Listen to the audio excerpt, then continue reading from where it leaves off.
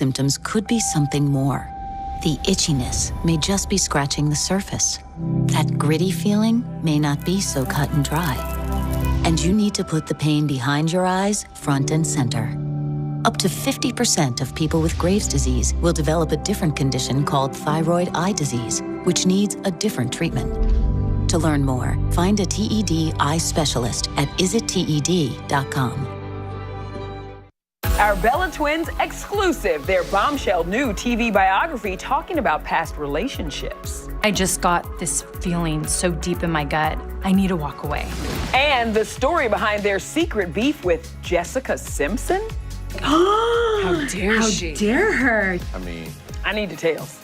I need all the details. You're going to get them. We're going to leave you now with a look at happy ending star Adam Pally and fellow comedian John Gabrus showing you 101 places to party before you die. Okay, these two, wild. Happening now. Hear what unions representing teachers in two of the city's largest school districts are saying about why teachers are quitting or retiring early. Among the reasons, Uvalde. Very soon, we'll be moving up in the 100-degree rankings. I'm going to tell you more about that in a bit, how this July compares to the hottest Julys on record, and if there's any relief from the heat. See you in a bit. And as temperatures continue to rise, there are dangerous conditions across the country. What the Biden administration says it's doing to help. The News at 5 starts right now.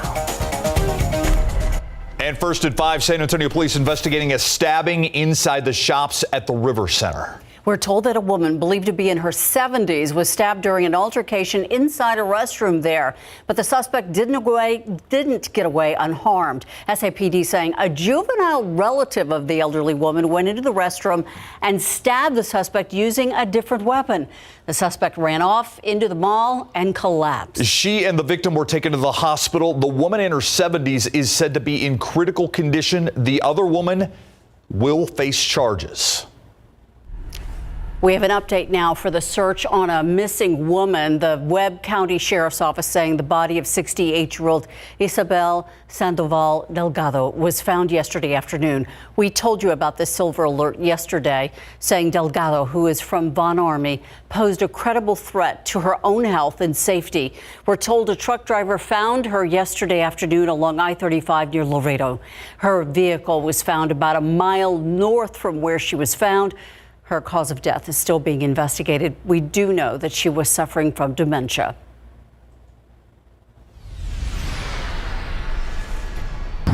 Our main focus and most of the parents' focus are just keeping our family safe right now. Those are the words spoken by the parent of one of the Uvalde school shooting victims. They are the sentiments of family and teachers all over the state as they start a new school year that's approaching. Here in San Antonio, the president of the Bexar County Federation of Teachers tells our Jesse DeGollado pairing the pain and fear with the little pay has teachers second-guessing their futures. There's an anxiousness in my heart that is only worsened by the fear my children have. The fear felt by Uvalde parent Rachel Martinez and many others in last night's tension-filled school board meeting is said to compound the stress Texas teachers have had to bear due to recent cutbacks in state funding. So the workload was already a problem before Uvalde. President of the Bexar County Federation of Teachers, Tom Cummings, says teachers he represents in the Northeast and South San school districts say they already aren't being paid enough, not enough to risk their lives, especially after 2 teachers were among the dead in Uvalde, like the teacher Cummings had just spoken with. She feels more secure in another district. And now it's a question of whether her current district will let her out of the contract. In a statement, Northside AFT President Wanda Longoria says, "We call on elected leaders across this country to take a stand and protect our public school educators and children they teach and serve. The time for change is now." Unions representing teachers at Northeast and Northside tell me they believe each district is doing everything it can at this point to better secure the schools. But in Uvalde, the question remains. What do you plan on doing to secure our children, to comfort our children that are scared to go back to school? With lives at stake, the union presidents we spoke to say the state must invest more to keep teachers and students safe. Jesse DeGollado, KSAT 12 News. Meanwhile, State Senator Roland Gutierrez asking more questions regarding yet another investigation into the Uvalde school shooting. In a letter to Lieutenant Governor Dan Patrick, Gutierrez asks why it has taken 55 days for DPS to launch an internal review of how the 91 state troopers and rangers responded to the shooting. He also questions whether DPS can be trusted to, quote, review its own inaction and failures, end quote. Senator Gutierrez is asking the lieutenant governor to request the Senate Committee on Criminal Justice review DPS's internal investigation.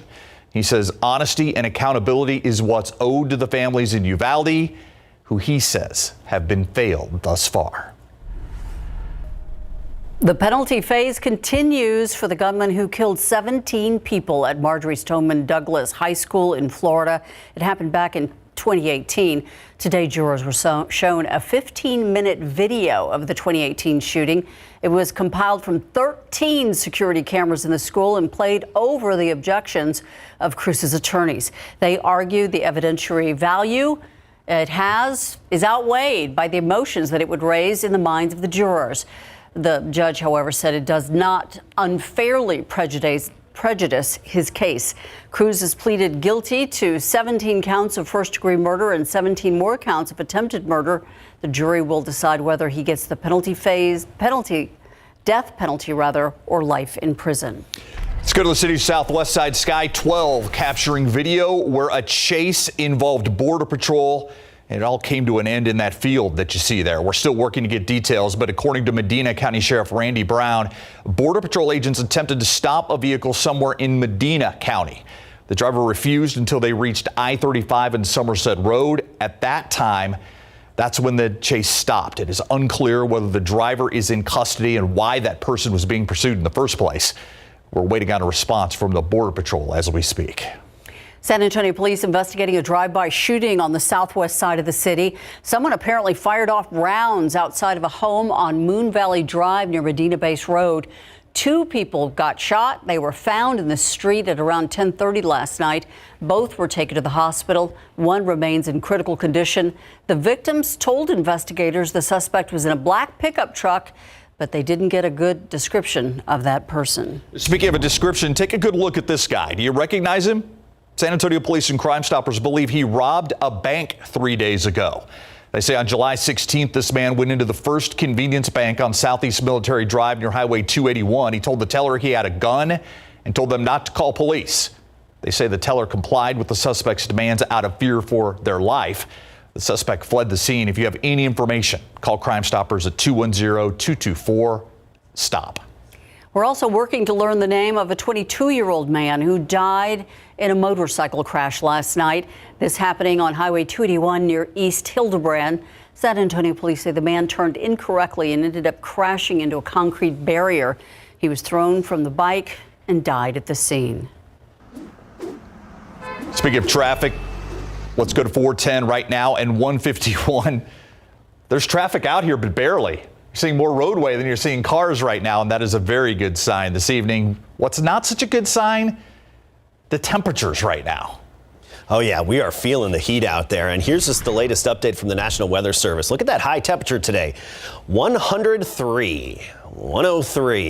Good 8 degrees above average and just 3 degrees shy of the record, which was set back in 1989. So, of course, our triple-digit streak continues. And coming up in a little bit, I'll tell you when we're likely to make it into the top 3 rankings for the most 100-degree days in a given year. Eagle Pass right now, Talia's backyard, 104 currently, 98 Lakey. Del Rio, Warren's backyard, 107. Floresville, 105. We're feeling the heat. Bernie right now at 99, but Canyon Lake, 103, along with New Braunfels and near Lavernia, 105 degrees. Fairly straightforward this evening. Noticeable breeze out there is going to kick up around 8 p.m. That'll last through a little after midnight, so we'll have some gusts around 20 to 25 miles per hour, but temperatures just slowly falling through the 90s. We're going to talk about how this July ranks so far compared to the hottest Julys on record in just a bit. Thank you, Adam. Well, triple-digit temps sticking around all summer. There are reports that President Joe Biden's considering declaring a national emergency. It would allow the administration to speed up efforts to reduce greenhouse gas emissions and promote renewable energy. It would come at a time where much of the U.S., including Texas, is experiencing record temperatures. We're talking about all-time records, like we have never in recorded history in centuries seen this type of heat. It's not just the U.S. that's experiencing the record heat. Overseas, France, Spain, and even in England, London, they're dealing with their own heat-related issues. Restaurants, stores, offices, schools, museums being forced to close because it's simply too hot. And now to the pandemic and the highly transmissible BA.5 variant, which is now the dominant COVID-19 strain in the U.S. As it continues to spread, health officials are sounding the alarm, urging Americans to get their booster shots. Here's ABC's Morgan Norwood with the story. Driven by the highly transmissible BA.5 variant, new COVID cases continue to surge across the country.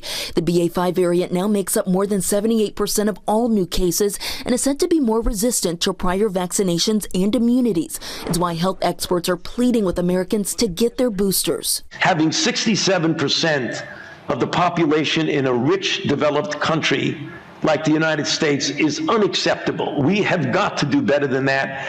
And of those 67%, only about half of them have received a first dose of a first boost, which again is unacceptable. According to the latest CDC data, most of the U.S. is living in a county with high or medium risk level of COVID. Yet some cities and agencies are rolling back restrictions and mandates. In San Francisco, the mask requirement for BART, its transportation system, now expired. This is not the time to do it, especially in closed indoor environments like BART. With so many lives lost due to COVID, the other massive toll from the virus has flown under the radar. Workers lost due to long COVID. Freddie Fernandez spent 5 months in the hospital battling the virus. He and his family still deal with the lingering effects. It's a day by day, something to appreciate, to value life, because from one day to another, it can be gone. In a hearing Tuesday, one advocate estimating that Americans with long COVID lost about $230 billion a year in earnings, a number she believes could double by 2030 if the population keeps growing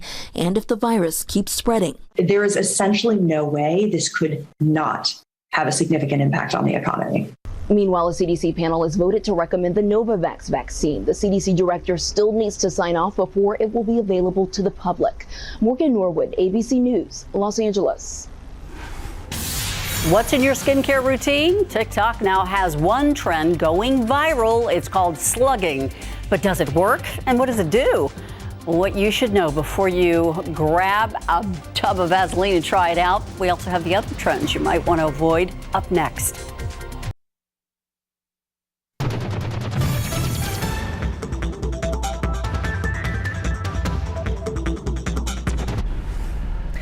I'm Myra Arthur here in the KSAT newsroom with a preview of what you can expect tonight on the news at 6 o'clock. 53 crosses. Weeks after dozens of migrants died in a human smuggling operation on the city's southwest side, a group from Houston now honoring the victims.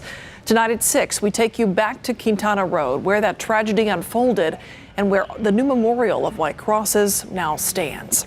Plus, the impacts of summer heat go beyond just trying to keep yourself cool. The high temps have a major effect on the agriculture industry. Alicia Banana talks with cattle farmers about the challenges they're facing right now and how long they predict it will take to rebound from this. And as gas prices remain high, some people are turning to different modes of transportation. We visit a local cycle shop to see which products customers are riding out of the store more often to try to beat the pain at the pump. All that and more coming your way today at 6. Thank you, Myra. Ever heard of slugging? It doesn't sound pretty, but it's the latest beauty trend, and it's taking the internet by storm. Dermatologists say that this one actually may be good for you. 12 News Side's Marilyn Moritz, though, with the good, the bad, and the ugly among skincare fads. It's slimy and trendy, a beauty routine called slugging, huge on TikTok. But petroleum jelly for skincare actually has been around for more than a century. Now social media slugging believers all but guarantee if you apply the goo to your face at bedtime, you'll wake up to glass skin. Slugging will make your skin look as clear as glass is debatable, but for a lot of people, it can be super beneficial. Mostly for people with dry, aging, or damaged skin. Why? Petroleum jelly found in products like Vaseline and Aquaphor helps lock in moisture by acting as a protective barrier. But if you use products to fight acne or anti-aging creams, skincare experts say, be careful. If ingredients like retinol or alpha-hydroxy acids are applied underneath, slugging can lead to irritation and breakouts. The craze doesn't stop there. Hair slugging is said to help hair growth. A Consumer Report says putting petroleum jelly on your scalp won't help your hair grow and could make dandruff worse. Putting it on the ends, though, can keep hair hydrated. One trend getting a definite thumbs down, skin lightening creams. They're marketed to darker-skinned people, but they may contain harmful chemicals like mercury. A lot of these chemicals have been linked to hormonal changes and even cancer, so be sure to read the labels and stay away. Beauty regimens that are always in, washing off dirt and makeup before bed, and using sunscreen. Marilyn Moritz, KSAT 12 News. You know, in baseball, they have a slugging percentage. It's true, they do. Does it involve Vaseline? I don't think it does at all, no. Well, unless it involves the hitting, yeah. pitcher has something up his sleeve. Well, you never know. Right? Exactly. Oh gosh, I don't see a soul out there except for one car. You know, there's a splash pad down there somewhere. I'm guessing there's probably some kids in the splash pad, and I'm going to say brutal day to be out. Probably some adults in that splash pad as well, and of course, we encourage that in these conditions. Take a look at what we're expecting the next few days. 104 tomorrow. That would be a new record for the day. By Thursday, 103, that would be a record. Then Friday and Saturday, 101. So the triple-digit heat continues. Basically, hot until further notice. Does that wrap it up? Mm-hmm. That makes sense? Thank you for your time, Adam. Okay, I'm out of here. Now take a look at this. Our July so far, where we've had an average temperature of 89.9 degrees. That's 5.5 degrees above average. And our forecast keeps us well above average through at least the next 7 days. Now you compare this July to the hottest Julys on record, and if July ended today, it would be the hottest July on record. And there's still a lot of July left ahead of us, but all indications are that, of course, 2022 July will come in the top spot for the hottest Julys on record here in San Antonio. May did, June did, July is likely to do so as well. Now today, the high temperature I showed you earlier, 103, marks our 40th 100-degree day so far this year. Notice third place for most 100-degree days. 2013, we had 41 100-degree days. We should tie that tomorrow, then by Thursday, be in the third place position. Interesting note, too, first place, 59, that was back in 2009. By this time in 2009, we had only 27 100-degree days. So we are on pace to break the record for the most 100-degree days in a given year. Unless we see some tropical systems that bring in some clouds and moisture, we don't really see an end to this heat. 102 officially at the airport right now. Dew point is 62, so it feels like it's a few degrees warmer than the actual air temperature. Lubbock, Midland, 104. Abilene, Dallas, 108. Oklahoma City, taking the hot spot on this map at 110. That's even a degree hotter than Phoenix and warmer than Las Vegas, which is currently at 106. Triple digits go up the plains as well, and then 90s in parts of the northern plains. So a lot of us are feeling this heat out there. It's not just us. Cotulla up to 108, Pleasanton 105, New Braunfels 103 at this hour. And for the most part, we're just above 100. We do have a few exceptions out there, but by and large, we're a little above 100. Bandera 101, Converse 102, and New Braunfels, as I mentioned, 103. You factor in the bit of humidity that we still have in the air this afternoon, and of course, it feels like it's a few degrees warmer than the air temperature. For example, Rio Medina feels like 105. Helotes feels like 105. On the south side at Stinson, feels like 106. And I do foresee a similar trend tomorrow. Will be a degree or so warmer, and it'll feel like we're a few degrees warmer than the air temperature. So we'll get into the specifics in a moment. First of all, we're looking for rain. You know, we could use some rain. Obviously, we really need some rain. We just don't have it. Big Blue H still in control. It's centered over the Four Corners region, desert Southwest, however, still significantly influencing our weather around here. So tomorrow morning, we start the day at 79. By noon, up to 93. 104 the high temperature, but when you factor in the humidity, I think it's going to feel like it's about 3 or 4 degrees warmer than the air temperature for a few hours in the afternoon. So I've got heat indices between about 104 and 108 tomorrow afternoon for a few hours. So that's something to keep in the back of your mind. Elsewhere, above 100. I mean, Del Rio up to 108 tomorrow, 107 Carrizo Springs, Elmendorf 105, and Timberwood Park triple digits even.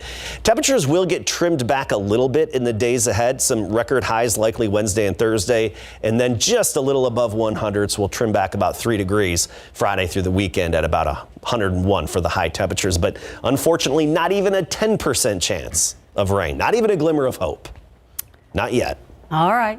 Keeping my fingers crossed one day. Thank you. Brutal temperatures, and we are roughly a month and a half away from college football starting, Larry. It is right around the corner, and SEC Media Days are going on, and some kind of say that's really the true start of the college football season. Well, at SEC Media Days, Nick Saban talked about his relationship with Jimbo Fisher. Is still icy? Plus, UTSA quarterback Frank Harris was named to another watch list today. Coming up.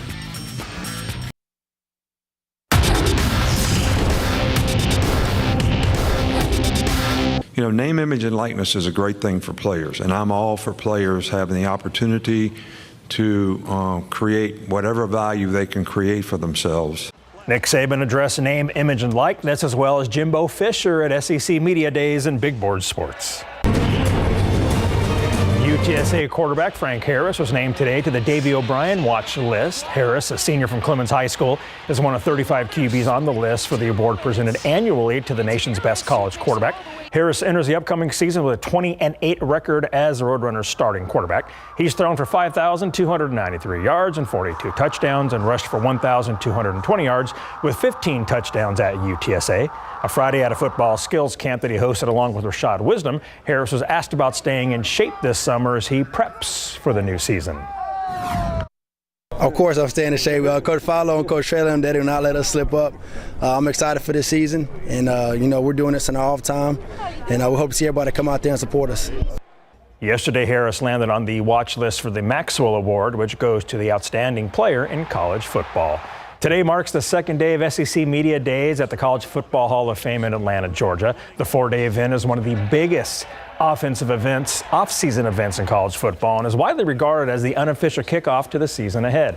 Alabama head coach Nick Saban and 3 of his players talked with the media today, along with Vanderbilt, Mississippi State, and South Carolina. Saban talked about several subjects, including name, image, and likeness, and his dust-up with Texas A&M head coach Jimbo Fisher from back in May. Saban was asked, does he feel like things are resolved with Jimbo? First of all, I have no issues or problems with Jimbo. He's done a great job at A&M. He did a great job for us. I always take criticisms or whatever in a positive way to self-assess me personally in terms of maybe there is something that I could do better. And so any comments that anybody makes, you or any coach, I always take into consideration. So, but there is no issues or problems. Jimbo and his players are scheduled to meet with the media Thursday at 12:30 p.m. to close out SEC Media Days, and he's going to be asked about Saban. Yeah, you kind of get the feeling both of them are sick of talking about it. Absolutely. Yeah. Thanks. Bad chapter. Move on. We'll be right back. Thanks so much for watching the News at 5 with us. World News up next. We'll see you back here at 6.